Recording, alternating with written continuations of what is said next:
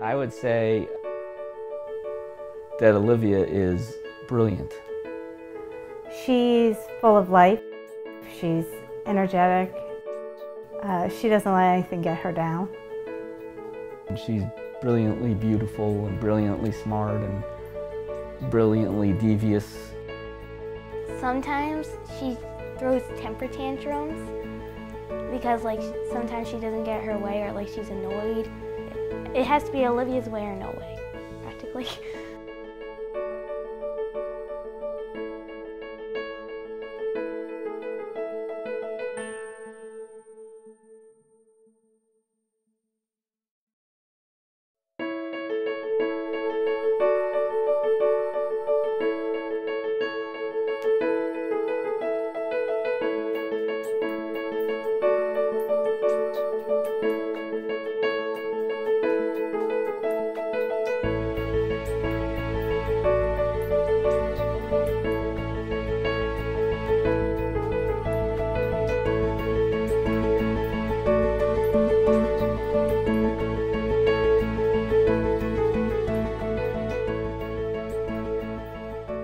I had enrolled the kids in a natural history study through Columbia University just to see what the likelihood of their predisposition was to diabetes and test for antibodies.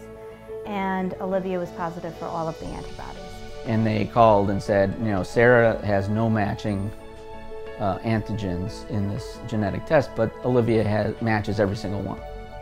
Which, you know, obviously that means that there's a great likelihood that she will or does have diabetes. She was pre-symptomatic. So probably within 2 months she would have shown some of the classic signs, extreme thirst or bedwetting, but she didn't exhibit any of those symptoms at the time when she was diagnosed. So we went to Columbia and had the glucose tolerance test, and they said, yeah, she needs to start treatment right away. Well, I had a panic attack. It was pretty disturbing. I didn't think that would happen. And I wasn't prepared for it, even though we'd been living with diabetes in our family life already. I was diagnosed on my 6th birthday. So I've been about 38 years now. And for me, it happened in kind of what turned out to be a stereotypical manner. I had a strep infection. And then it led to other signs like dehydration and thirst and going to the bathroom all the time. And so they did a glucose tolerance test and I had diabetes. Ironically, the fact that I have type 1 diabetes and Olivia has type 1 diabetes, we were part of the 5% of type 1 diabetics, Olivia is, who have a type 1 parent. 95% of people with type 1 diabetes do not have a type 1 parent.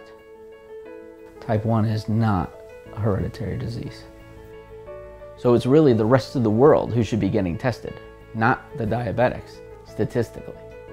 I was pretty convinced she'd be fine, and the doctor said, no, you have to come in and learn how to use insulin and give her shots immediately. She was actually great about it, better than I was, because I was so nervous as a parent. I think that she just took it in stride and was not willing to have it hold her back or put her down in any way. I was nervous about testing her blood sugar the first time, and she just took the pricker out of my hand and did it for herself.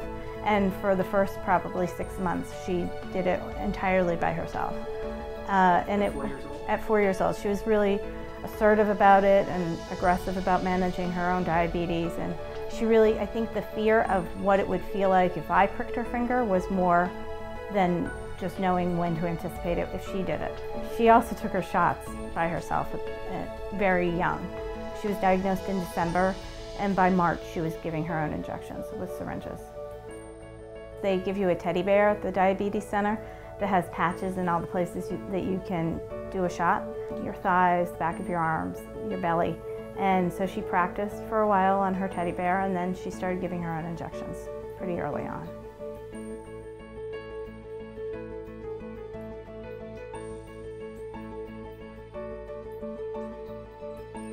Typically, a lot of diabetics have more than one autoimmune illness, sometimes celiac disease as well.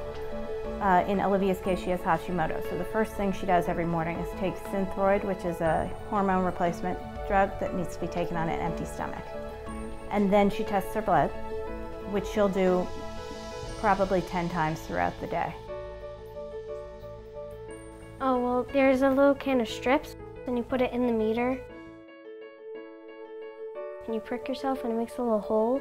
And you squeeze it, and a little drop of blood comes out. You put it on the strip, and it counts down from 5, and then it says your blood sugar number. If you're high, which is usually over 120, then you have to correct, which is giving yourself extra insulin that you don't really need, but it's bringing your number down. If you're low, you need sugar to bring your number up. She wears an insulin pump, so the reading automatically transmits to her insulin pump, and then she doses herself based on what the number is. An optimal range is 80 to 120. If she's above 120, she'll take a dose of insulin. If she's below that, she needs some sort of sugar source. So usually juice is the fastest acting sugar. It's a whole new world. It's really amazing, and not just treatment-wise, but diagnostically. When I was first diagnosed, and for a significant portion of my young adulthood, the only kind of testing there was to test the blood in your urine. And the thing was with that was the test didn't tell you anything except that you had sugar in your urine. So there was no way to react to it as far as with your insulin dosage.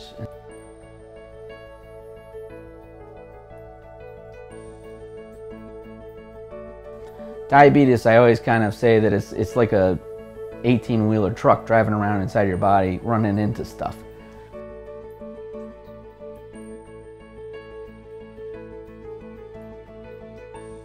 The fluctuation in your blood sugar is this truck driving around inside your body, doing damage to all your organs and all your systems. With all the new treatment and diagnostic tools we have now, there's absolutely no reason for Olivia to have to suffer through any of the side effects that I have. She is smarter because she's better informed, which is a function of what the Juvenile Diabetes Research Foundation's been able to do, and modern medicine has been able to do and inform us better based on the data we have now from the last 30 years or so. So the first year, Olivia was diagnosed in December, and the first year the walk was coming around. I didn't even know when it was. I had to look it up on the computer and find out when the date was, and it turned out it was around Labor Day weekend. It turned out it was coming up soon. And I thought, we should do this so that we can meet some other families and Olivia can see that she's not alone, that there is a whole community of children who have diabetes. And so I wrote a letter and told people we were doing this just to see if we could raise maybe $1,000. And that first year we raised like $15,000. It was unbelievable. It was pouring down rain and a huge group of people came out to walk with us.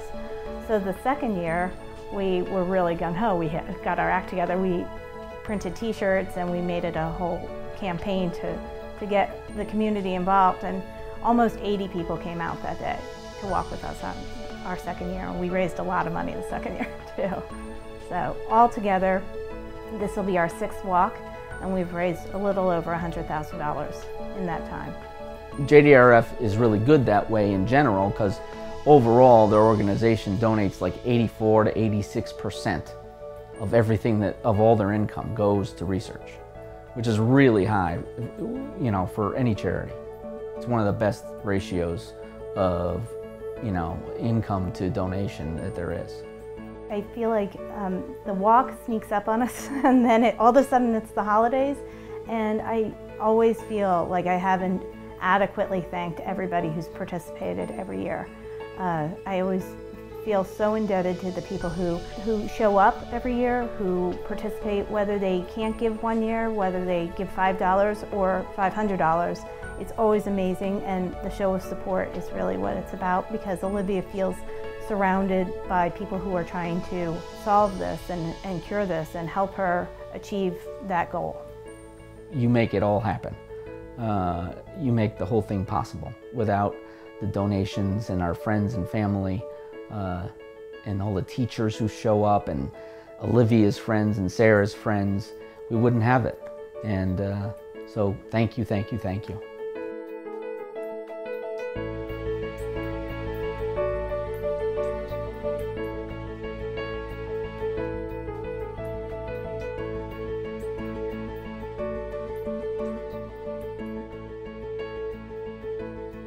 One time, this is a few years ago, Sarah said, "When do you think there'll be a cure for diabetes so I can get a little attention around here?"